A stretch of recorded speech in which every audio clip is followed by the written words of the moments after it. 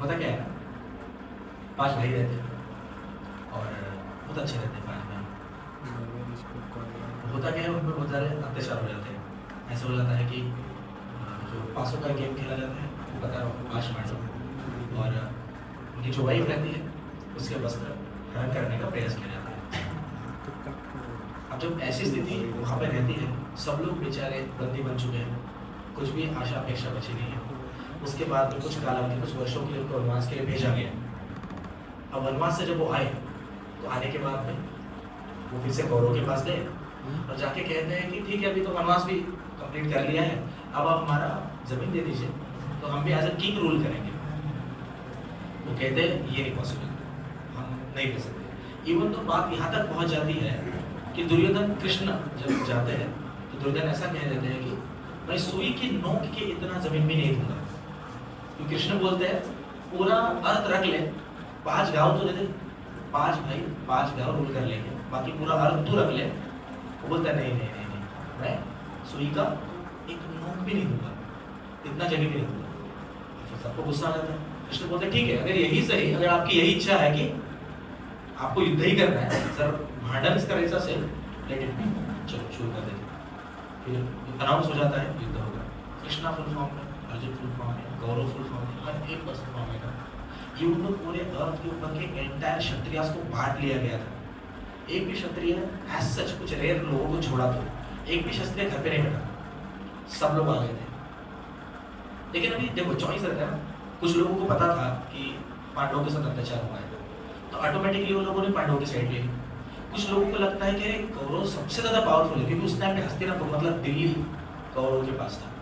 उनके पास बड़े बड़े लोग थे, जैसे आपको पता होगा भीष्म पितामह, गुरु द्रोण, कृपाचार्य, कर्ण, इतने खतरनाक खतरनाक लोगों की साइड से थे कि लोगों ने सोचा कि मुझे ऐसा लगता है कि उनके साइड से चला जाना है। किनके साइड से? कौरव के साइड से। तो इसीलिए क्या करते हैं, बहुत सारे जो लोग हैं ना उनकी साइड लेते हैं। किनकी साइड? कौरव की साइड लेते हैं। अब होता क्या है, युद्ध के दिन अभी सब लोग आ गए, हाथी घोड़ा पाल के, इस हिसाब से कुछ लोग सामने यहाँ पे खड़े। अब अर्जुन कहता है मुझे देखना है कौरव के साइड से एज सच लड़ने के लिए कौन कौन आया है, तो क्या आप थोड़ा सा मेरी सहायता कर देंगे? आप बराबर थोड़ा मिडल में रख ले जाइए, मुझे जरा चेक करना है कौन कौन आया है। कृष्ण ले जाते हैं, अर्जुन देखते हैं कि किस प्रकार सामने मेरे जो दादाजी है विश्व पितामह वो है, उनके साइड में गुरु द्रोण जिन्होंने मुझे शिक्षा दी है, मेरे गुरु के ऊपर मैं कैसे अत्याचार चला सकता हूँ, कृपाचार्य बाजू में, इतनी महान महान पर्सनालिटीज सामने आके रुकी है। उस स्थिति में जो पर्सन युद्ध के विचार से वहां पे चला गया है, तो उसकी पता स्थिति इंस्टेंटली उसकी स्थिति कैसे हो जाती है। अर्जुन की स्थिति ऐसी हो गई थी कि अर्जुन ने, मतलब आपको अगर पता होगा तो क्षत्रिय जो रहते हैं ना, जो खड़े क्षत्रिय, सबको मराठी समझ आता है, अब लेना मिक्सअप पे करें थोड़ा, वो हिला रहा है अच्छे से। सो जो एक्चुअल जो क्षत्रिय होते हैं उनका ऐसा रहता है कि मैं मर जाऊंगा लेकिन मैं मेरे शस्त्रों को कभी नीचे नहीं रखूंगा, ऐसा एटीट्यूड रहता है। इवन दो अगर आपको पता नहीं होगा तो अर्जुन ने एक बार ऐसा प्रण लिया था कि अगर कोई भी मुझे ये बोलता है कि मेरे शस्त्रों को त्याग दे, अरे जा तू क्या करेगा, त्याग दे तेरे शस्त्रों को, तो ऐसे कोई मुझे बोलता है, I will kill that guy immediately. ये प्रण रहता है अर्जुन का। अगर बोल भी दिया ना मेरे को किसी ने, क्या करूंगा, उसको उधर ही मार दूंगा। मतलब इतना ज्यादा शस्त्र किसी क्षत्रिय के लिए प्रिय रहता है। जब इन सारे लोगों को 100 भाई सामने खड़े हैं, मेरे गुरुवर सामने खड़े हैं, सारे फैमिली के अपने लोग, सब 4 भाइयों को छोड़ के सब लोग मेरे सामने खड़े हैं। अब इतना बुरा स्थिति हो जाता है उस टाइम पे अर्जुन का कि सबसे पहले अर्जुन के हाथ से उसका जो धनुष होता है, गांडीव भी कहा जाता था उस टाइम पे, खिसक जाता, गिर जाता नीचे। अर्जुन जैसे खड़े रहते एकदम चेस्ट एकदम स्ट्रेट करके नीचे गिर जाते, बैठ जाते नीचे, पसीना तुरंत आने लगता है, उनकी आंखों से आंसू बहने लगते हैं, उनका हाथ थर थर थर कांपने लगा। आप किसी ने झगड़ा बड़ा किया, मारा-मारी वगैरह की, जैसे झगड़ा फाइटिंग, तो उस टाइम पे होता क्या पता है क्या, स्टार्टिंग में तो स्टेबल रहते हैं, लेकिन जैसे हम चिल्लाने लगते हैं ना, हमारा हाथ रहता है ना, वो थर थर थर थर कांपने लगता है और अपना मुंह लाल पड़ जाता है। एज इट इज वही स्थिति अर्जुन का था, हाथ कांप रहे। अब हाथ कांप रहे तो धनुष चलाएगा कैसे? मैं एकदम सिंपल से क्वेश्चन का आंसर दीजिए। आपको पता है ऐसी स्थिति में से कृष्ण ने कितने समय में अर्जुन को बाहर निकाला था, आपको पता है? अंदाजा कितना टाइम मान लो अगर आप लोग फुल्ली एकदम डिप्रेशन में जा चुके, कल एग्जाम लगी पड़ी भाई, कुछ भी नहीं हुआ मेरा पढ़ाई, अब फुल टेंशन में एकदम हाथ थर-थर कांप रहे, 5 चैप्टर करने थे, एक भी चैप्टर पढ़ के नहीं हुआ। अब मान लो एज ए टीचर में आ जाता हूँ, मुझे आपको फुल्ली कन्विंस करना है और आपको एग्जाम में पास भी कराना है, क्या लगता है कितना समय मुझे लगेगा? आप बोलोगे सर 5 चैप्टर पढ़ाओगे तो हो जाएगा, उससे बोले तो पॉसिबिलिटी नहीं। Krishna just 45 minutes to give a proper understanding to Arjuna why you need to fight and how you need to get particular will on the better side। जीतने के लिए मतलब जीतना क्यों जरूरी है और आपका मूड क्या होना चाहिए, ये कृष्ण ने कितने मिनट बताया? 45 मिनट्स। 45 मिनट्स मतलब 45 मिनट्स में हम किसी को रेडी कर रहे हैं ऐसी स्थिति से, मतलब जो लड़ने के लिए तैयार नहीं है उस स्थिति से निकाल के उसे हम रेडी कर रहे हैं किस स्थिति के लिए? लड़ने की स्थिति के लिए, और जीत भी जाए ऐसे कंडीशन में। आप मुझे बताइए, तो जो भी ज्ञान उस 45 मिनट्स में दिया होगा, आपको क्या लगता है वो ज्ञान सच में इतना ज्यादा बस ऑर्डिनरी रहेगा क्या बताया होगा? ऐसा उन्होंने कृष्ण ने 45 मिनट्स में अर्जुन को ऐसा क्या बताया कि 45 मिनट्स के बाद में 18 दिन के बैटल में जो अर्जुन लड़ा, 64 करोड़ लोग गए थे दोनों साइड से लड़ने के लिए, रिटर्न आते हुए घर पे बस 11 लोग रिटर्न आए, बाकी सब मर गए थे। कोई बच के आया था? सब मर गए थे। क्या बताया होगा 45 मिनट्स में? ऐसा क्या था 45 मिनट्स में ऐसा चीज कि अर्जुन कुछ इस तरह से कन्फ्यूज हो गया कि फिर पीछे मुड़ के नहीं देखा, इस प्रकार लड़ा कि गुरुवर्य को भी मार दिया, ग्रैंडफादर को भी मार दिया, भाइयों को भी मार दिया, सबको मार दिया। भाई मतलब तो खतरनाक लेवल का जिहाद हो गया ऐसा मतलब क्या बताया होगा ना, हम ऐसा सोचते हैं। एक्चुअली मजाक में जिहाद बोल रहा हूँ, सही था।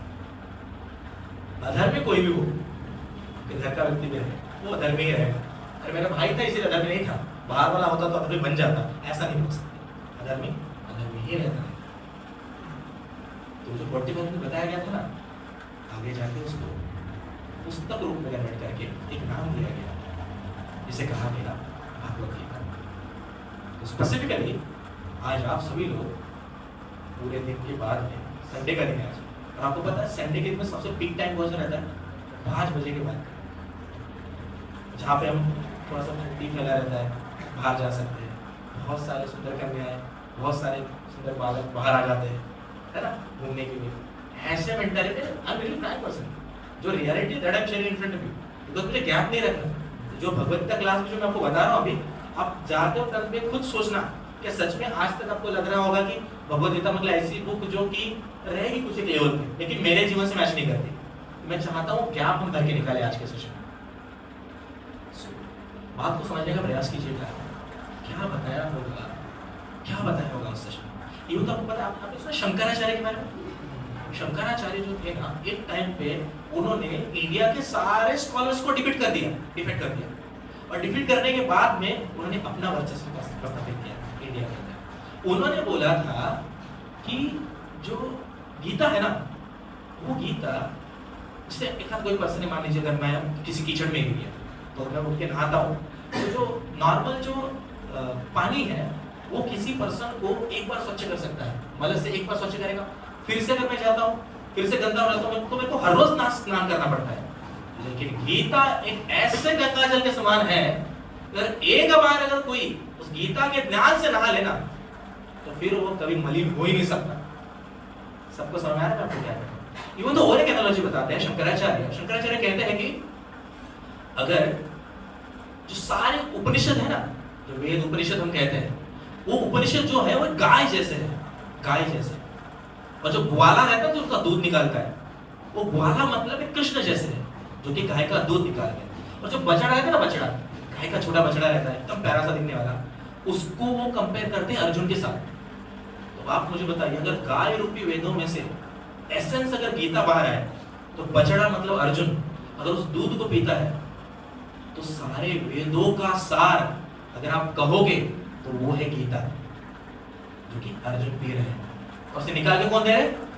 कृष्ण निकाल के दे रहे। इसीलिए हमारे जीवन में अगर आप बस ये समझ रहे हो कि गीता ठीक है भाई, बिकता है 200-300 रुपए में, लेते हैं लोग, हमारे घर पे भी है कपड़े में लाल, कभी कभार देखता हूँ शनिवार निकाल के। अगर ऐसी स्थिति अगर आपकी है तो मैं कहता हूँ आपने बहुत बड़े ट्रेजर को ऐसे ही कहीं कोने में रखा है, उसे निकालिए। एक गीता का श्लोक भी अगर हम हमारे जीवन में समझे ना तो हमारा इतना सक्सेसफुल पर्सन जीवन में कोई नहीं हो सकता।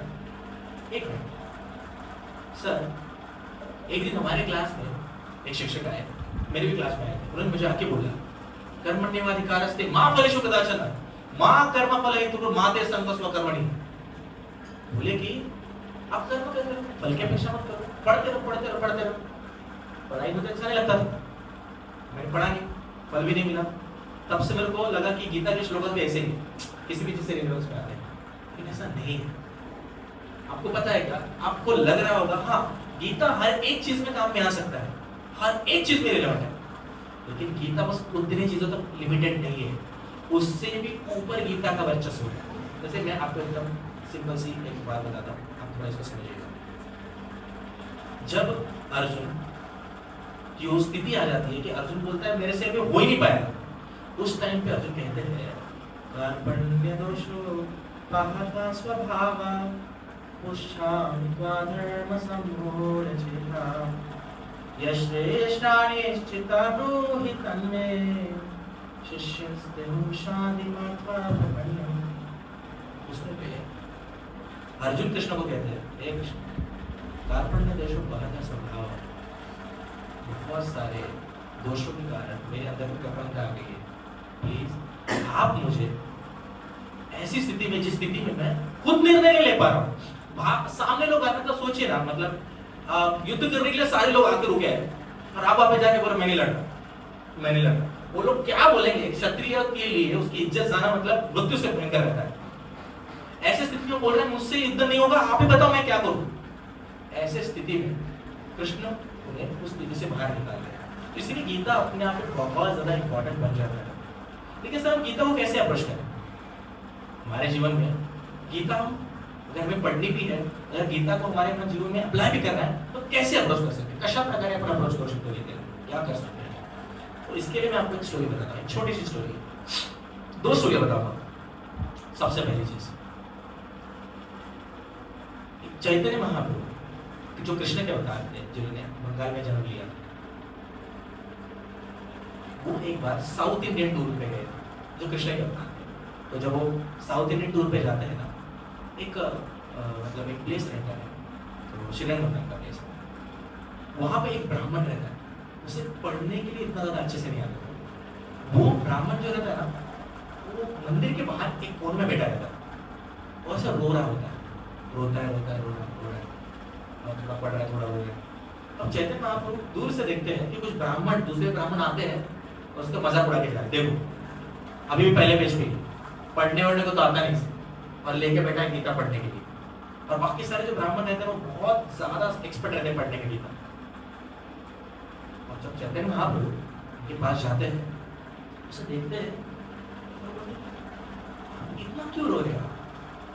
मेरे पास देख के बोलते हैं कि एक्चुअली मेरे जो गुरु थे उन्होंने मुझे कहा था कि मैं हर रोज गीता को पढ़ूं, लेकिन हुआ ऐसा कि मैं इतना ज़्यादा एक्सपर्ट नहीं हूँ रीडिंग्स में, तो संस्कृत के बहुत सारे मीनिंग्स हैं ना वो मुझे समझ में नहीं आते, लेकिन फिर भी मेरे गुरु के वचन हैं, इसीलिए भले मुझे संस्कृत ना समझ में आए, जितना भी मैं पढ़ सकता हूँ तो गीता को हर रोज खोलता हूँ और थोड़ा थोड़ा पढ़ने का प्रयास करता हूँ। क्यों? ये गीता पढ़ना और उसके मतलब को समझना और प्राइडफुल बोलना है, मेरे को सब पता है, इससे अच्छा मुझे ये लगता है जो भी मेरी कैपेबिलिटी है उसके अनुसार मैं गीता को पढ़ूं, क्योंकि मेरे गुरु के वचन है उसके पीछे, इसके वचन है मेरे गुरु के वचन। ऐसा कहने के बाद चैतन्य बहुत ज्यादा खुश हो जाते हैं और फिर चैतन्य बोलते हैं फिर तू रो क्यों रहा है? वो बोलता है जब मैं इस गीता के पहले पेज पे आता हूँ ना, आपने देखा होगा ना पहला पेज गीता का, गीता के पहले पेज के ऊपर अगर आप देखोगे तो रथ के अंदर कृष्ण आगे हाथ में रस्सी लिए उस रथ को हाँक रहे हैं और पीछे अर्जुन कृष्णा को डायरेक्ट करके इधर जा रहे हैं उधर जा रहे हैं। तो ये देख के मेरे को बहुत ज्यादा ग्लानि फील होती है कि जो परमेश्वर है, जिनके पास सारी चीजें हैं, वो तक अपने भक्त के लिए एक पर्टिकुलर एक सारथी जैसा रोल प्ले कर सकते हैं। अब आप बोलोगे सर सारथी का रोल प्ले करना क्या बड़ी बात है? मान लीजिए अगर कोई मुख्यमंत्री है, उसकी गाड़ी चलाना मतलब अपने आप में बड़ा प्राइड रहता है, आई टू अंडरस्टैंड, जर तुम्हाला माहिती असेल तर पुराने जमाने में, अब आप मेरे को क्वेश्चन का आंसर दीजिए, आपके साथ बहुत ऐसे हुआ होगा, आपकी मदर या फिर सब लोग फैमिली, आप सब लोग कार के अंदर आगे जा रहे हैं और मान लीजिएगा ऐसे चौरास्ता है ना, 4 रास्ते आगे, अब टर्न मारना है और मान लो आपके मदर को रास्ता पता है और आपने अचानक से मदर को पूछ लिया ना, आई कुठे जायचंय, मदर कहाँ जाना, कहाँ टर्न मारना, तो मैं बोलती है हाँ तिकडे तिकडे, लेफ्ट राइट नहीं बोल पाते, ऐसे बोल तिकडे तिकडे, और उस टाइम पे पीछे गाड़ी है। तो ऐसी स्थिति में हम लोग विचलित हो जाते हैं, गाड़ी रोक दिया तो पीछे वाला ठोक देगा, तो हम लोग क्या करते हैं, जानबूझ के आगे लेते हैं, गाड़ी साइड में स्लो करते हैं, फिर सुनते हैं, फिर रिटर्न लेके फिर से जाते हैं।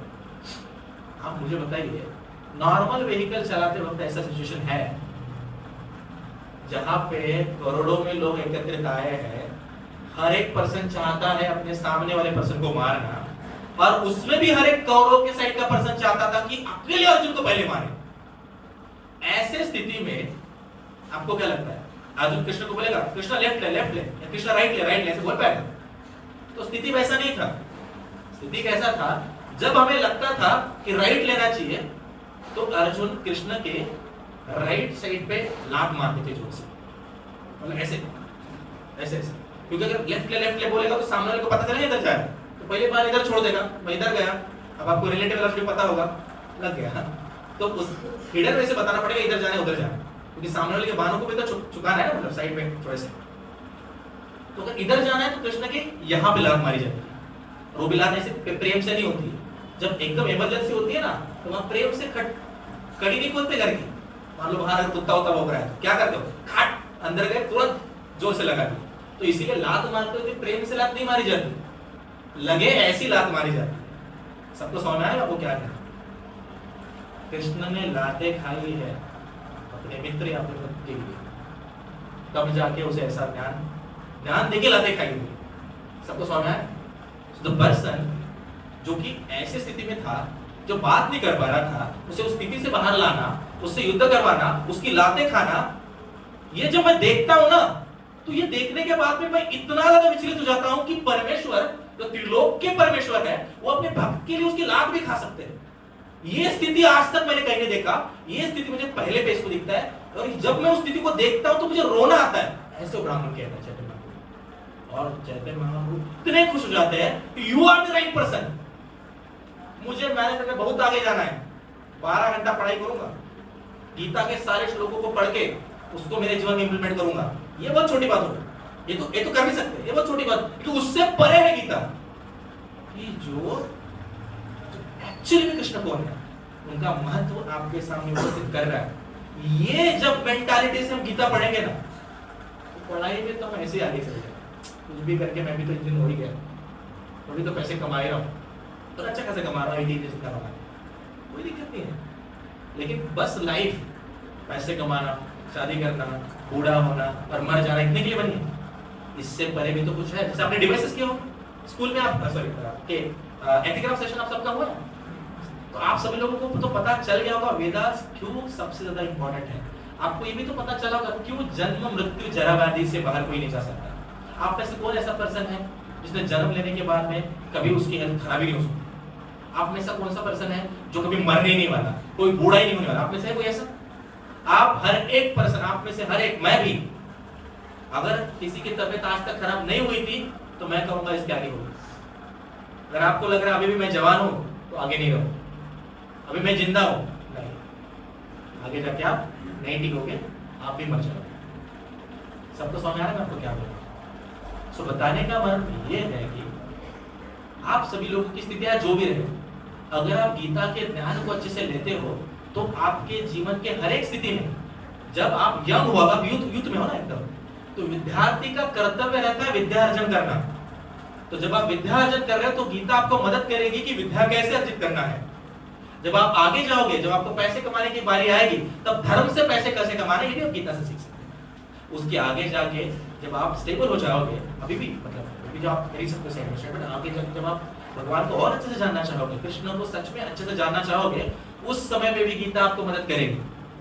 तो गीता आपके लिए आपका एक गाइड है, या फिर आपके लाइफ मोड में काम करता है, जिसको आप जीवन भर पढ़ के चीजों को समझ सकते हो। आपने मैक्स रूलर का नाम सुना? मैक्स रूलर मैक्स रूल एक पर्सन थे जो कि आक्रांता बाहर से आए, जो इंडिया में आए, जब उन्होंने इंडिया में आके पहले स्थिति देखा, अभी आप देखिए, अब सब लोग आ चुके हैं, सब लोग मुझे देख रहे हैं।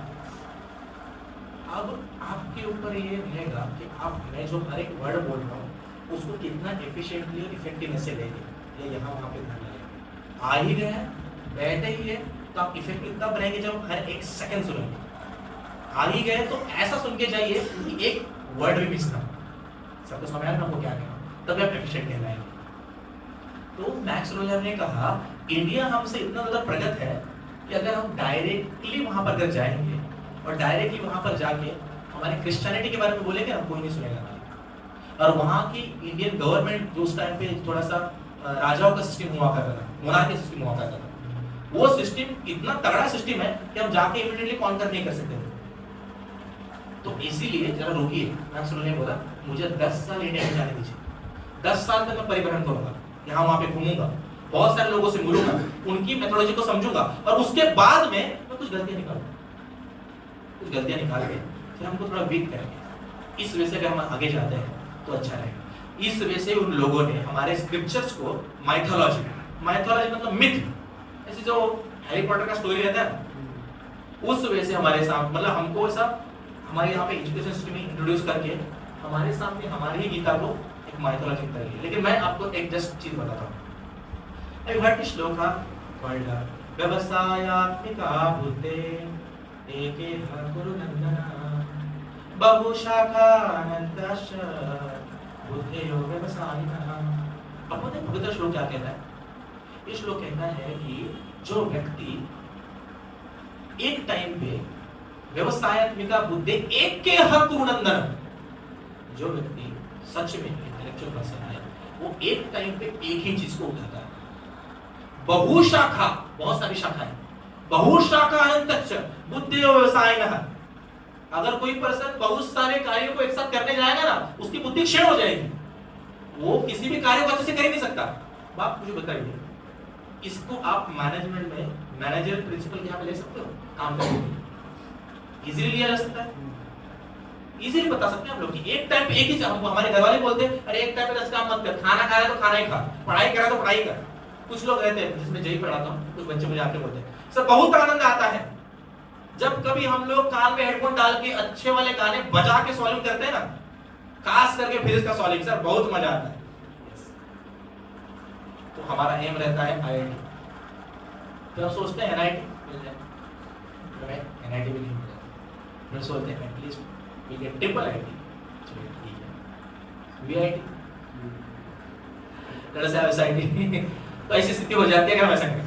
हमारा कॉलेज बुरा नहीं है, से पसंद बताने का मतलब ये है, बस एग्जांपल दे रहा हूं कि आपका वो जितना बड़ा रहेगा, आप खुद से रिलेट करके आप भी देख सकते हैं आपके प्रिपरेशन के दौरान आपसे भी कुछ गलतियां हुई हो। यस, सो अगर आप सच में भगवद गीता को प्रिंसिपल के अकॉर्डिंग भी लेते हैं ना, तो आप आपके जीवन बहुत ज्यादा आगे जाता है। लेकिन जैसे मैंने आपको कहा, ये सारे फायदे तो है ही, ये सारे फायदे तो है ही आपको, लेकिन हमें गीता को एक राइट वे में लेना चाहिए, जिससे बहुत बार मैं आपको बताता हूँ। चलो एक एग्जांपल लेते हैं, आपको शास्त्रों के अंदर से स्टोरी बताता हूँ। आप में से कितने लोगों को पता है जब ये डिसाइड हो जाता है कि अब महाभारत का युद्ध होने वाला है, तो आपको पता है ना जब कृष्ण द्वारिका में रहते हैं, तब कृष्ण के पास सहायता मांगने के लिए अर्जुन जाते हैं और कौन जाते हैं? दुर्योधन जाते हैं। वाह, सबको तो पता है, तो दोनों जाते हैं। अब उसमें होता क्या है, ये सबसे पहले कौन पहुंचता है पता है? सबसे पहले दुर्योधन। अब दुर्योधन जाने के बाद दुर्योधन वहां पे 2 सीट रहती है बैठने के लिए। अब दुर्योधन बोलते हैं कृष्ण के पैरों के पास में क्यों बैठूं, अभी तो शांतिदूत बोल के आया था, तभी तो झगड़ा किया है ना। तो एक काम करता हूँ, फिर वो जो सिराने में यहाँ पे एक छोटा सा आसन रहता है, वहां पे जाके बैठे। अब अर्जुन आते हैं और कृष्ण के प्रति हमेशा ही अर्जुन का बहुत ज्यादा रिस्पेक्ट होता है। आप जरा सोचिए, पांडवों का फैमिली सच में कृष्ण को किस प्रकार अप्रोच करता था।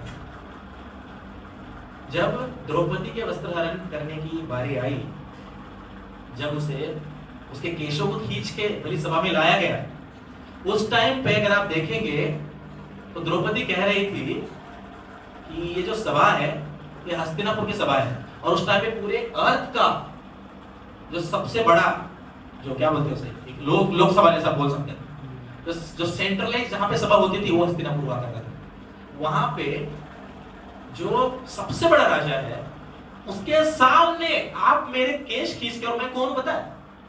मैं उसी राजा की बहू हूं। मतलब मेरे वस्त्र, जो संसार के सारे बड़े बड़े राजा आके जो सभा में बैठे हैं, उनके सामने आप लोग खींच रहे हो। इतना बड़ा दुष्कर्म कलयुग में भी नहीं हो सकता। तो लोकसभा के अंदर कोई किसके वस्त्र खींच सकता है? ये स्थिति उस टाइम पे हो रही थी। उस सिचुएशन में जब द्रौपदी दौड़ दौड़ के हर एक के पास गई, प्लीज प्लीज मुझे बचाओ, मेरी लाश को बचाओ, प्लीज मुझे बचाओ, हर एक के पास गई, हर एक से प्रश्न भी पूछा। अगर खुद मेरे पति हार चुके हैं, तो जो पर्सन खुद हारा है वो मुझे दांव पे कैसे लगा सकता है? उसका साथ कोई भी नहीं दे रहा था उस टाइम में जब उसके वस्त्र खींचे गए ना, सबसे पहले उसने दोनों हाथों से खुद के वस्त्र को बचाने का प्रयास किया। हाथ भी थे और दांतों के अंदर साड़ी बना, साड़ी दांत निकले, लेकिन सामने से फोर्स इतना ज्यादा था कि साड़ी इजीली खींची जाए। जब उसे पता चला नो वन कैन सेव, मुझे कोई नहीं बचा सकता, इस स्थिति से मुझे कोई नहीं बचा सकता, जब उसे पता चला तब उसने एक हाथ ऊपर किया, फिर कृष्ण को आवाज दिया, अल्टीमेट ये मारो, ये गोविंद प्लीज सेव मी। फिर कृष्ण ने आया, ये Krishna wanted to see how much pain they are having on me, is it just wanted to grab some material perspective from me, जैसे कुछ मटेरियल फायदा होता है वही चाहिए क्या? बस पूरा फेथ है क्या? जब द्रौपदी ने मुंह के अंदर से साड़ी निकाली, दोनों हाथ ऊपर किए, और उस सिचुएशन में जब द्रौपदी ने ये सोचा कि जो होना है हो जाए। आपको पता है कि इवन तो द्रौपदी के साथ क्या हो रहा था, द्रौपदी की जब आंखें बंद थी, द्रौपदी को भी नहीं पता था। बस एक लास्ट फेथ बचा था, एक फेथ बचा था कि अगर कृष्ण जानी है, अगर आपकी इच्छा है चलिए, अगर आप बचाना चाहते हो तो बचा। ये फेथ था, आंखें बंद करके साड़ी निकल रही है नहीं निकल रही है भी नहीं पता था, बस हम गोल घूम रहे और लग तो रहा साड़ी निकल, सब छोड़ दिया, सब छोड़ दिया। आई am having complete faith on you, in that intensity she surrender. और क्या हुआ? क्या हुआ उसके बाद? साड़ी की कंपनी निकल के डायरेक्ट इतनी साड़ी प्रोड्यूस होगी कि वो भाई वो गिर गया नीचे। आपको समझ में आ रहा है मैं आपको क्या कह रहा हूँ? So is it just कि छोटा मैनेजर प्रिंसिपल हमने गीता से लिया और हम सक्सेसफुल हो गए, इतना गीता का लिमिटेशन है क्या? There is nothing limitation regarding Gita. आप त्रिलोक का सबसे बड़ा इंसान बन सकते हैं अगर गीता के मूल को आप समझेंगे तो। छोटी मोटी चीजों के लिए गीता आ ही जाएगा काम में। कर्मण्येवाधिकारस्ते मा फलेषु कदाचन मा कर्म फलेतु मा ते संग स्वकर्मणि, कृष्ण कहते हैं ना, जैसे आप कर्म करोगे आपको फल मिलेगा, तो वैसे भी अगर आपको कर्म करने का फल मिलने वाला तो कर्म पे ध्यान दे दो चलेगा, लेकिन फिर जन्म मृत्यु जरा वाले से कैसे बचोगे? मृत्यु तो हर एक आने वाला है ना, यस, उससे कैसे बचोगे? उससे भी बचना इंपॉर्टेंट है। तो मैं तो ये चाहता हूँ हमें प्लेसमेंट मिलना ही चाहिए, हमें आगे बढ़ना ही चाहिए, उसमें तो गीता के प्रिंसिपल हेल्प करेंगे, लेकिन उससे परे है गीता। आपको सबको समझ आ रहा है? वो थी पांडवों की फैमिली जिनका इतना फेथ था कृष्ण के ऊपर, वो अर्जुन जाके कृष्ण की सेना में पैरों के यहाँ पे बैठ जाते हैं, और जब वो कृष्ण उड़ जाते हैं और वो देखते हैं, सबसे पहले अर्जुन को देखते हैं और फिर किसको देखते हैं? दुर्योधन को। और देखने के बाद फिर पूछते हैं अरे आप तो ना यहाँ पे क्यों आए? अब कृष्ण को पता है भाई वही शांति तो बोल के गए थे ना, क्या चाहिए? तो बोलते हैं हम दोनों के आप रिलेटिव लगते हैं, और जब पुराने जमाने में युद्ध हुआ करता था तो हम लोग हेल्प लिया करते थे रिलेटिव कि आपके भी जो नारायणी सेना है आप खुद आके हमारी मदद कीजिए। अब उस टाइम पे देखो आप जरा एक पॉइंट जरा आप समझिए, सब लोग पूरा ध्यान दीजिएगा, पूरा जितना है उतना डाल दीजिए। एक पॉइंट आप समझिए, कृष्ण को भी पता है कि सबसे पहले दुर्योधन आए, एज में भी दुर्योधन बड़ा है और आके सिराने में बैठा है और बोल भी रहा है मैं पहले आया हूं, और कृष्ण को भी पता है कि ये मांग मांग के मांगेगा क्या, और कृष्ण की भी इच्छा है कि मैं अर्जुन के साइड से जाऊं। फिर भी कृष्ण जानबूझ के अर्जुन को क्या बोल रहा है?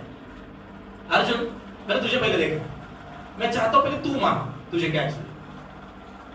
सबको समझ आया? इट मींस कृष्ण को दुनिया को भी दिखाना, क्या दिखाना है कि जब मेरे भक्ति बारी आती है ना तो सामने नारायणी सेना रखो या कुछ भी रखो, मेरा मत मुझे चूज करेगा। और बोलती भी क्या चाहिए? देखो दो ऑप्शन देता हूं। पहले ऑप्शन में क्या रहेगा? पहले ऑप्शन में पूरी नारायणी सेना रहेगी, इतनी खतरनाक है कि त्रिलोक में कोई भी अगर मान लीजिए युद्ध करने के लिए आता है तो मेरी सेना हार के नहीं आती कभी। और दूसरे में अकेला, लेकिन लेकिन लेकिन मैं अस्त्र नहीं उठाऊं। मान लो WWE खेलने जा रहे हैं, अंडरटेकर में मिल रहा है, लेकिन वो बोल रहा है मैं लड़ूंगा नहीं, बाहर से बोलूंगा ऐसा लड़ो ऐसा लड़ो, अब आप जाओगे अंदर, it is difficult situation for you ना। मैं बस एग्जांपल दे रहा हूं। सो बताने का मतलब ये है कि ऐसी विकट स्थिति में भी आप देखिए, कंडीशन तो ऐसे डाल दी, मैं बोल रहा हूं ना, संसार का कितना भी बड़ा मैनेजर, कितना भी बड़ा एकदम खतरनाक वाला पर्सन भी आ जाता ना, वो क्या बोलता पता है क्या? अरे प्रैक्टिकल सोचो, किसको मांगो? नारायणी सेना को मांगो। लेकिन फिर भी अर्जुन ने क्या बोला? Krishna, I am having faith on you, whether you fought for me, whether you fight for me और no, but still I want to approach you only, please come to my side. भले आप शस्त्र उठाओ ना उठाओ, आप किसकी साइड से आ जाओ? आप मेरी साइड से आ जाओ। कृष्णा इज रियली हैप्पी, बहुत खुश हो गए कृष्णा। तब कृष्णा बोलते एक्चुअली धर्म के साइड से ऐसे होता है। और फिर उस टाइम दुर्योधन बोलता अरे शिट, मैं भी यही चाहता था कि मैं कृष्ण को लूं, लेकिन लेकिन लेकिन ठीक है, अभी अभी अभी हो गया, अभी तो अर्जुन ने मान लिया, अब मैं नहीं चाहता फिर से एक गेम बोलूं, ठीक है, अब बचे क्या? ये तो नारायण सेना बची, शिट, मुझे नारायण सेना लेके जाना पड़ेगा।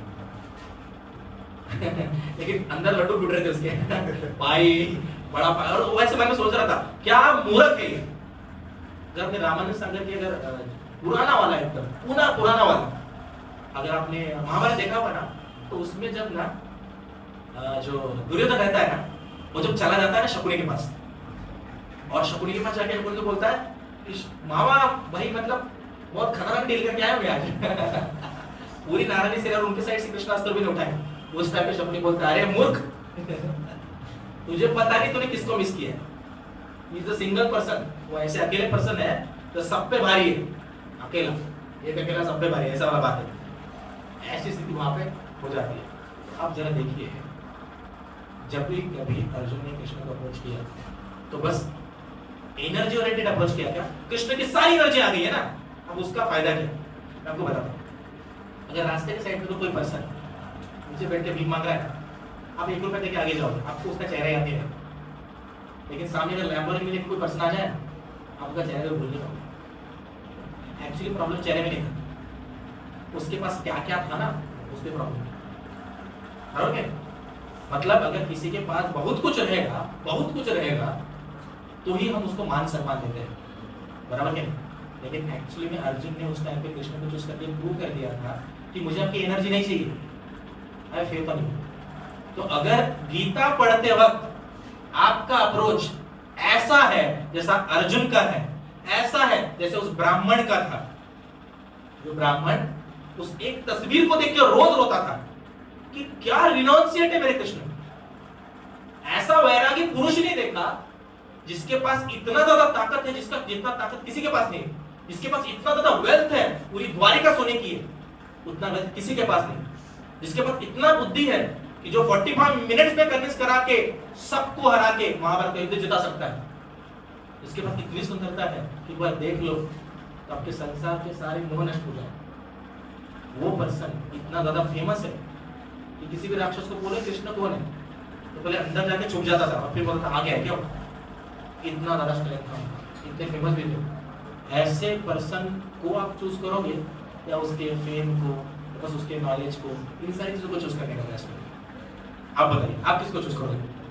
जब आपको अपॉर्चुनिटी तो आप उस पर्सन को ही चूज करोगे ना, उस पर्सन को ही चूज करना चाहिए। सो अगर आप अपने जीवन में गीता पढ़ रहे हैं और गीता के ब्रह्म को आप समझते हो पहली बात, तो एक बात आप सब लोग याद रखना, गीता के अंदर से तो इतने सारे मैनेजमेंट प्रिंसिपल्स हैं जो कि भाई मतलब मेरे टाइम पे भी मैं मतलब मेरे माजी फैमिली आई तो वारकरी संप्रदाय है, मेरे घर में कीर्तन चलता है और मैं भी पार्टिसिपेट किया गया। लेकिन जब मैंने गीता को एक्चुअली में अप्रोच किया तब मुझे पता चला गीता इतने सारे प्रिंसिपल्स के बारे में बता सकता है ना कि आप इमेजिन भी नहीं कर सकते।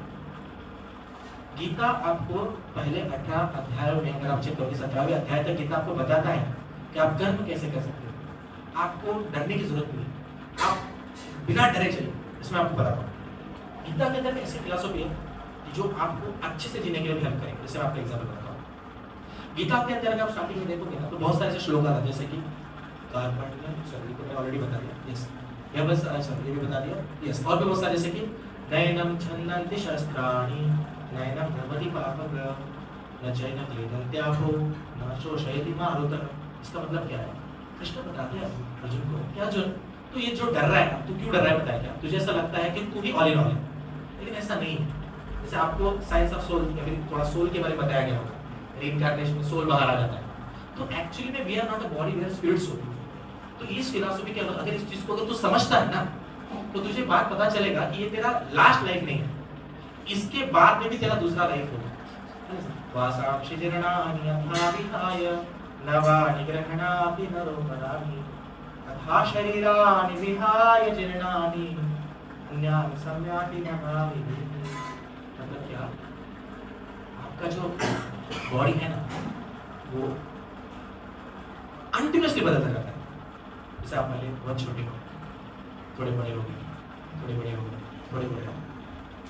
सो जैसे हम लोग हमारे कपड़ों को फेंक देते हैं जब जीर्ण हो जाते हैं, बस आपसे जीर्णा नहीं है था जीर्ण, तो उसी प्रकार सोल क्या करता है, एक बॉडी जीर्ण हो गई ना तो दूसरे बॉडी में चला जाता है। इसीलिए अर्जुन इतना डरने की जरूरत नहीं, भले हम उसे रोकने का प्रयास करें, लेकिन आप में से कोई मरने से बच सकता है? मतलब हर एक को मरना है, मतलब उस सिचुएशन से कोई बच नहीं सकता। इससे अच्छा क्या उस साइंस को तो समझ लेता है वो क्या है। और जिन लोगों को तू मारने वाला है ना, वो लोग भी परमानेंटली नहीं मरेंगे, लेकिन तू उनको उनके पापों से मुक्त करेगा, इसलिए तू युद्ध कर। सबको समझ आ रहा है? अभी के टाइम में हम लोग बहुत ज्यादा डरते हैं छोटी छोटी चीजों से, कुछ करेक्ट वाली चीज। तो हमें हमेशा समझना चाहिए we are not a body, spirit से हमें कोई नहीं मार सकता। हाँ, एक हद तक ये बॉडी हम चाहते हैं, लेकिन ऐसा नहीं कि इसके बाद में बॉडी नहीं मिलेगी। Reincarnation, near death experience, out of body experience, ये सारे साइंटिफिक एक्सपेरिमेंट्स, इससे तो पता चलता है। सबको समझ में आ रहा है? इसीलिए गीता छोटी चीजों से लिमिटेड नहीं, लेकिन हम बहुत सारे प्रिंसिपल्स को गीता के थ्रू समझ सकते हैं। यस, सबको समझ में आ रहा है मैं आपको क्या कह रहा हूँ? सो अब मैं आपसे पूछता हूँ, तो अगर स्पिरिट ऑफ गीता, जैसे आज के सेशन का नाम है, तो अगर गीता को हमको सच में अगर अच्छे तरह से कैसे अगर अप्रोच करना है, क्या राइट में होना चाहिए? गीता एकमात्र ऐसी चीज है जिसके ऊपर 800 से ज्यादा टीकाएं लिखी गई है। एडिशन उसके कितने, मतलब एडिशन इसको एडिशन है कि 500 साल पहले लिखा, उसके बहुत सारे ऑथर्स, उसको एक्सप्लेन करने वाले 800 से ज्यादा लोग हैं, 800 से ज्यादा वर्जन में गीता है। तो गीता को हर एक चीज के लिए इस्तेमाल किया जाता है। गीता फॉर मैनेजमेंट सुना होगा आपने, Gita for daily life, Gita for students, there are so many things if you observe. सबको समझ आ रहा है आपको क्या कहना? तो लिमिटेशन नहीं है गीता का, तो आप उस गीता को पढ़िए, आपको सारी चीजें पता चलेगी। लेकिन जब पढ़ रहे हो तब आपका अप्रोच क्या रहना चाहिए? कृष्ण भगवद गीता के अंदर कहते हैं, भगवद गीता के अंत में अगर आप भगवद गीता लेते हो और भगवद गीता के अंदर चेक करते हो, तो 18.64 जो है, सॉरी 18.65 के अंदर भगवान कहते हैं कि अर्जुन, अभी मैंने तेरे को लास्ट 44 मिनट्स में, क्योंकि 1 मिनट बाकी है, लास्ट 44 मिनट्स में सब कुछ बता दिया। कैसे कर्म करना है, कैसे तुझे जो कर्म करेगा वो चीज कैसे मिल सकता है, कैसे तू तपस्वी बन सकता है, कैसे तू योगी बन सकता है, क्या होता है कर्म योग, क्या होता है ज्ञान योग, है ना, क्या होता है भक्ति योग। लेकिन उसमें भी अब मैं तुझे गीता का एसेंस बताने जा रहा हूं। अगर आप आज जाके 18.65 पढ़ते हो, 64-65 पढ़ते हो, तो आपको पता चलेगा उसमें कृष्ण बोल रहे हैं, अब जो मैं तुझे बताने जा रहा हूं वो ज्ञान सर्वगुह्यम, मतलब ऐसा ज्ञान है जो संसार में किसी को नहीं पता। मैं तुझे बता रहा हूं कि बस तू मेरा दोस्त है, मित्र है, इसीलिए तू मेरे लिए बहुत प्रिय है, इसलिए बता रहा हूं। और फिर उसके बाद में जो कृष्ण है वो अर्जुन को एक श्लोक बोलते हैं, सर्वधर्मान् परित्यज्य मामेकं शरणं व्रज अहं त्वां सर्वपापेभ्यो मोक्षयिष्यामि मा शुचः। अर्जुन, मैं तेरे को बहुत सारे धर्मों के बारे में बताया, बहुत सारे एक्टिविटी के बारे में बताया, लेकिन तू जब मुझे अप्रोच करेगा सर्वधर्मान् परित्यज्य, तो एक काम कर, तू अगर कंफ्यूज हो रहा है सारे धर्म का त्याग कर, मामेकं शरणं, मेरी शरण में आ, अहं त्वां सर्वपाप, मैं तुझे सारे पापों से मुक्त कर दूंगा, और मैं तुझे ऐसे प्लेस पे संस्थापित करूंगा, मैं तुझे ऐसा प्लेस दूंगा जहां तुझे यहाँ पे नहीं आया, वो मोक्ष प्रदान करूंगा। सबको समझ में आ रहा है? तो गीता में तो सारी चीजों का हल है, मतलब जीरो से हीरो बना सकता है गीता। जब जी रहे हो तो कैसे जीना चाहिए, और मर रहे हो तो कैसे मरना चाहिए। अंतकाल कृष्ण कहते हैं, अंतकाल में मेरा स्मरण कर ले, मरते टाइम में भी क्या करना है बता रहे, जीते टाइम पे कैसे कर्म करना है बता रहे, और मरने के बाद में बस अगर तू सरेंडर मेरे को हुआ था ना, मैं तुझे मेरे धाम में ले लूंगा, ये भी बता रहे। मतलब गीता आपके पूरे जीवन का मैनुअल है। इस बात पे जब आप खुद सब लोग ऐसे तुम्हें ठाम डालना, यस गीता हमारे जीवन का गाइड है। तो जब आप उसको उस अप्रोच से कि भगवान कह रहे हैं, कृष्ण कह रहे हैं, क्योंकि त्रिलोक के परमेश्वर है, क्योंकि अर्जुन को कृष्ण ने खुद का ऐसा रूप दिखाया था, तो विशाल रूप दिखाया था, उससे ये प्रूव हो गया था कि त्रिलोक के अधिपति कृष्ण ही है, उनका ज्ञान है, तो फेल जाने वाला नहीं है। तो उस वे से अगर हम इसे लेते हैं ना, तो आपके विद्यार्थी जीवन में गीता आपको मदद करेगा, अच्छे से पढ़ाई करने के लिए, आपके अगले जीवन में भी आपको मदद करेगा, अरे मृत्यु के समय, मृत्यु के बाद भी गीता आपको मदद करेगा। ये ज्ञान गीता के अंदर छुपा है, तो इसीलिए उसको राइट वे से हमें अप्रोच करना चाहिए। सभी लोगों को मोस्ट प्रोबेबली समझ में आ रहा होगा क्या क्या, यस, क्योंकि एकमात्र गीता ही ऐसा माध्यम है जो आपको कम समय में सारी चीजों का एसेस दे सकता है। बाकी आप कोई भी चीज उठा लीजिए, वो बहुत टाइम, जैसे आप वेदास को उठा के नहीं पढ़ सकते, कितना थोड़ा जीवन खत्म हो जाएगा, वेदा समझ में नहीं आएगा। लेकिन गीता एक ऐसा शॉर्टकट माध्यम हमारे लिए बचा है जो आपको पूरा एसेस दे सकता है। इसलिए विद्यार्थी हो, आपके जीवन में भले आप पढ़ाई कर रहे हैं, आप आगे जा रहे हैं, लेकिन मेरा एक सजेशन है, आप समझ लीजिए। बहुत बार क्या हो जाता है ना कि गीता यहाँ पे दिख रही तो हमें लगता है नॉर्मल नहीं, तो भगवान का कृपा है कि कलयुग में हम सबको गीता एक्सटेंसिव में हर एक के पास दिया गया, समझ आ रहा है? क्योंकि जब अर्जुन को बताया गया तब अर्जुन को पता चला, मतलब अर्जुन से पहले नहीं पता था, समझ आ रहा है? कृष्ण खुद कहते हैं मैंने विवस्वान को बहुत पहले दिया था, लेकिन काल के वेश में सब लोग भूल गए इस ज्ञान को, तो वो ज्ञान आज भी हमारे सामने उपस्थित है। कितने लोग को मिलता है पता है आपको? अंदाजा कितने लोग मिलता है? गीता हिंदुओं का धर्म ग्रंथ है ना? Are you really confident? सच में? सच में? और आप ही को नहीं पता कितने मिल सकता है गीता? आपको पता है कितने मिलता है? हार्डली 200 रुपये मिलता है। कितने? 200 रुपये। वो गीता आपके पूरे जीवन का महल हो सकता है। तो मुझे लगता है हर स्टूडेंट के पास खुद की गीता की कॉपी होनी चाहिए। सर हमारे घर में है ना, लाल कपड़े में बांधा हुआ है उसे। अरे नहीं, वो तो लाल कपड़े के लिए हो गया तेरे लिए तेरे खुद का ही गीता होना चाहिए, जो तेरे बैग के अंदर होना ही चाहिए हमेशा। जब भी सभी समय मिला उसको निकालिए, उसको पढ़िए, एक पेन लीजिए, पेंसिल लीजिए, कोई लाइन अच्छा लगे तो उसको लाइन मार दीजिए। लेकिन सर वो तो भगवत गीता है, वो गंदा हो इसीलिए मैंने कभी लाल कपड़े से बाहर नहीं निकाला। अरे भगवान ने तो समझे इसलिए बताया उसे, तो तुम समझने के माध्यम से उसको मार्कर से मार्क कर रहे हो, जितना भी समझने के माध्यम से उसको गंदा कर रहे हो ना, पढ़ के फिर से भगवान को ज्यादा आनंद होगा उससे। ये बात आप पहले तो समझो। सबको समझ में आ रहा है मैं आपको क्या कह रहा हूँ? सर हमारे घर में ना जब नहाता हूँ ना सर मैं, तभी मैं गीता पढ़ता रहता हूँ। उससे क्या होता है? उससे गीता अच्छे समझ में आती है। लेकिन सर मैं तो नहाता ही नहीं। बस भी क्यों अब क्या करें? ऐसा नहीं है, पहले तो नहीं आपके बारे में नहीं बोल रहा, जस्ट गिविंग एग्जांपल्स। तो मैं टीचर हूं तो मैं बहुत सारे विद्यार्थियों को समझ में आता है।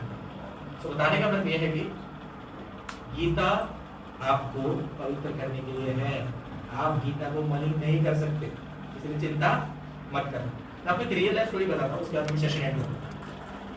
मैं एक पर्सन को जानता हूँ, वो पर्सन हर रोज पिता था। मैं मजाक नहीं कर रहा, मैं जो बता रहा हूँ सत्य स्टोरी बता रहा हूँ। अब गीता के ऊपर बोल रहा हूँ तो झूठ तो नहीं बोलो, इतना तो आप यकीन कर सकते हैं। कोई किसी की तरफ देखे उससे कुछ फर्क नहीं पड़ता, हर एक के पास चांस रहता है और बेटर बनने। आप आज जो हो उससे बेहतर आप कल हो सकते हो, लेकिन बेटर होने के लिए कुछ माध्यम करते हैं, अच्छे लोगों की संगत, गीता के विचार, तो उसको जब आप अर्जित करो तो ऑटोमेटिक अच्छे बनता है। इसलिए डरने की जरूरत नहीं, लेकिन सब सुनना है। एक पर्सन है, मेरे गांव का रियल स्टोरी है, मैं उन पर्सन को पहचानता हूँ और उन पर्सन के वजह से मैं अभी गीता पढ़ता हूँ, इसलिए मैं आपको स्टोरी बता रहा हूँ। फादर का डेथ हो गया उस पर्सन, मरते वक्त उसके फादर बोले माझी इच्छा है तू एकदा गीता वाचा। एक बार क्या पढ़े तो एक बार गीता वस्तु पढ़। ये बोलने के बाद में जो बच्चा है वो बोला कि अरे यार गीता पढ़ने को बोला पापा ने, कैसे बोलो गीता, मेरे को समझ में नहीं आता। तो उसको ना एक गीता मिला जो अपस्मा गीता भगवत गीता है। तो उस गीता का फायदा क्या है कि उसके अंदर श्लोका है, उसके नीचे उसका मतलब है श्लोका का, और उसके नीचे पर्पट दिया गया, मतलब उसका कमेंट्री दिया गया, क्या क्या बोलना चाहता है वो प्रकाश। उसको गीता मिला तो क्या करता था, हर रोज उस गीता को सामने करता था। बहुत टेंशन होता था, पढ़ने की इच्छा थी लेकिन दारू पीता था, गीता सामने पड़ी रहती थी, हर रोज शाम को करता था। ये वो तो कभी समय मिले तो अगर आप विचार से कनेक्ट रहते तो मैं आपको उस पर्सन से उसकी भेंट भी कराऊंगा। हर रोज पीता था, हर रोज दारू पीता, हर रोज दारू पीता। एक दिन ऐसे दारू जब पी रहा था ना, तब ऐसा वाटर बॉटल उठाने गया और उसने पेज खोल और पहले पेज पे उसे वही फोटो दिखा।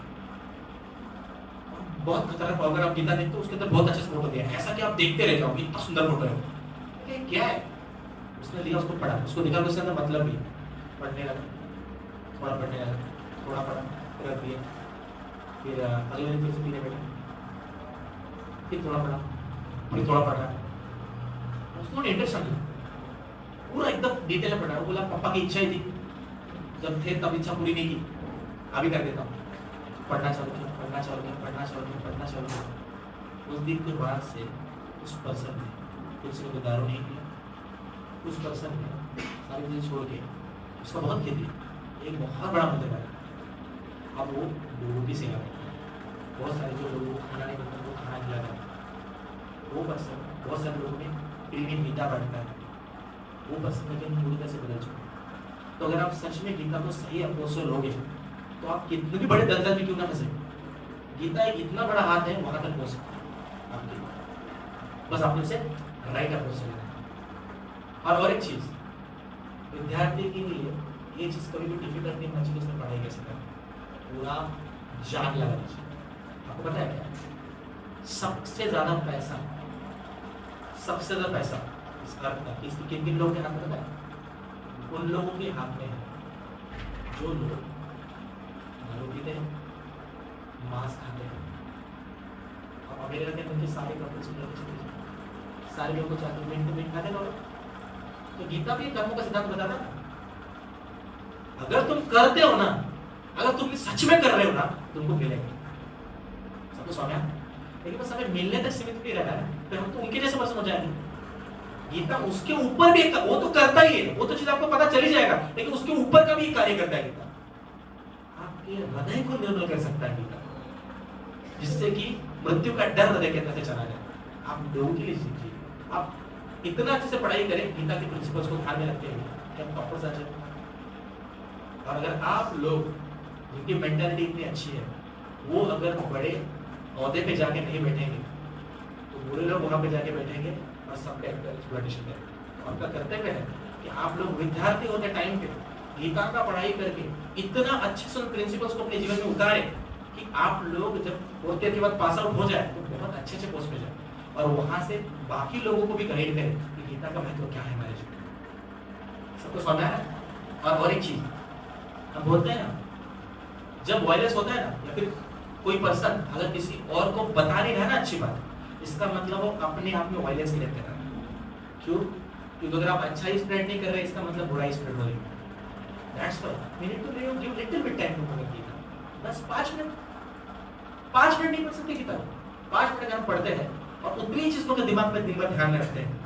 अगर समय नहीं मिल रहा तो हर रोज एक सुबह फोटो खींच लीजिए और आपके स्क्रीन पे लगा दीजिए, जब भी दिन में समय मिले तब पढ़ लीजिए। क्या दिक्कत है? कितना टाइम हमारा ऐसी चीजों में जाता है जो हम सबके सामने बोल नहीं सकते। तो सर एक कार्य कर ले 5 मिनट का, जो सच में लोगों को बोलने की जरूरत है, कुछ फायदा हो जाए किसी का, हमारा ही फायदा हो जाए। सबको समझ है? कृष्ण को अगर समर्पित भाव से, शक्ति को देख के नहीं, उनकी तरफ देख के अगर आप उनको अप्रोच करते हैं, उनकी जो क्वालिटीज है, जो वैराग्य भाव है उनका, उसको देख के जब कृष्ण को अप्रोच करते हैं और फिर कृष्ण को कहते हैं कि मुझे गीता का मतलब समझना है, तो आप ऑटोमेटिकली उस गीता का मतलब समझ लोगे। सबको समझ आया? और आपको सारी चीजें मिल जाएंगी, सारी चीजें मिलेंगी। सबको समझ आ रहा है? I am also person who is earning, जैसे आप आपके क्वार्टर में शुभ रहेगा, शुभ इज देयर, और Sanket is there, Ravi is there, they all are placed in IT companies, they are working like anything, they are earning like anything. Are they earning or not? तो ऐसा है क्या कि वो अबे कोने बैठे भाई अब तो गीता पढ़ेंगे, ऐसा वाला बात है क्या? तो आपको ऐसा पर्सन बनना है, आपको विद्यार्थी के साथ गीता को उसमें से लेना है, पढ़ना भी है, विद्यार्थी के परिभाषा से अच्छे लेवल प्लेस भी होना है आगे जाके, गीता को पढ़ के एक्चुअली कृष्णा को राइट अप्रोच से देखना। सबको समझ है? तो बहुत बार आप बोलोगे ना कि भगवान कृष्ण मतलब बहुत अच्छे टीचर थे, बहुत अच्छे आर्टिस्ट थे, वो उतने नहीं थे, उससे परे थे। उससे परे थी। तो कब समझ पाएंगे हम लोग, जब हम गीता को समझेंगे राइट अप्रोच से, पढ़ेंगे राइट अप्रोच से। तो ये राइट अप्रोच में आज आपको बताने का प्रयास करना है। मोस्ट ऑफ अगर आपको समझा होगा तो वैसे समझा तो मेरा आज का जो समय था सफल हो गया। Thank you very much. आप सब लोग इतना अच्छे से स्टार्टिंग से बिना हिले डुले सुन रहे हैं।